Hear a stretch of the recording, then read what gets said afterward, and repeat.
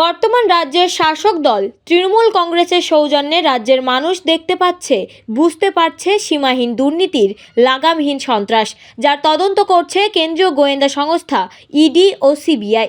গত কয়েক মাস আগে কেন্দ্রীয় গোয়েন্দা সংস্থা ইডি রাজ্যের প্রাক্তন খাদ্যমন্ত্রী তথা বর্তমান বনমন্ত্রী জ্যোতিপ্রিয় মল্লিককে রেশন দুর্নীতির দায়ে গ্রেপ্তার করেছে। পাশাপাশি সেই সূত্র ধরে উত্তর 24 পরগনার হিঙ্গলগঞ্জের সুন্দরবনের সন্দেশখালীর শেখ শাহজাহানের নাম উঠে আসে এবং সেই রেশন দুর্নীতি তদন্তের স্বার্থে আধিকারিকরা পৌঁছে যায় সন্দেশখালীতে তল্লাশির জন্য। সেখানে সন্দেশখালীতে ইডি আধিকারিকদের কপালে নেমে আসে বিপদের ভাড়া। মারধর, মাথা ফাটাফাটি শুরু করে রক্ত ঝরা চরম অত্যাচার জোটে তাদের ভাগ্যে। এর আগে নেতাদের অ্যারেস্ট করার পরেও এইরকম অভিজ্ঞতা তাদের হয়নি। এর থেকে সকলেই বুঝে গেছেন রাজ্যের আইন শৃঙ্খলার পরিস্থিতি কোথায় দাঁড়িয়ে আছে। তার প্রতিবাদে বিজেপির হিঙ্গলগঞ্জ মণ্ডল 3-এর পক্ষ থেকে বাইলানি বাজার হাসনাবাদ 2 শীতলিয়া রোডে বিক্ষোভ দেখানো হয় সুকুমার চন্দ্র মণ্ডলের নেতৃত্বে।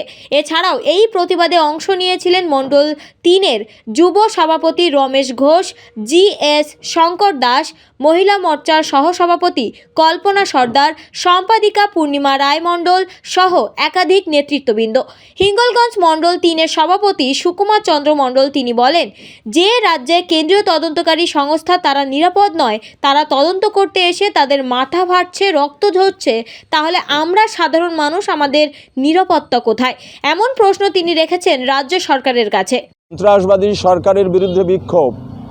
এই সন্ত্রাসবাদী সরকার তার চেলা চামুন্ডারা যেভাবে পশ্চিমবাংলা রাজ্যটাকে একদম শ্মশানে পরিণত করছে, তার বিরুদ্ধে আমাদের এই প্রতিবাদ।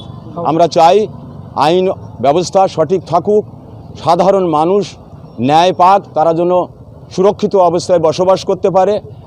তিনি যেভাবে মুখ্যমন্ত্রী হওয়ার পর প্রতিশ্রুতি দিয়েছিলেন, সেই প্রতিশ্রুতি যেন তিনি রাখতে পারেন। যে অবস্থায় উনি আমাদেরকে ফেলেছেন সত্যি বড় দুঃখজনক এবং ভয়ানক, বিপজ্জনক।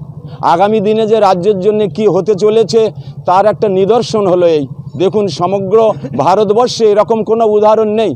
বড় বড় তাবড় নেতাদের ধরে জেল ভরা হয়েছে, ইডি তাদের ধরেছে, NIA আন্ডারে তারা এসেছে, কিন্তু কোথাও এত বড় প্রতিবাদ হয়নি। এইভাবে ইডির ওপরে হস্তক্ষেপ করা হয়নি, ইডির অফিসারদেরকে মারা হয়নি, মাথা ফাটিয়ে দেওয়া হয়নি।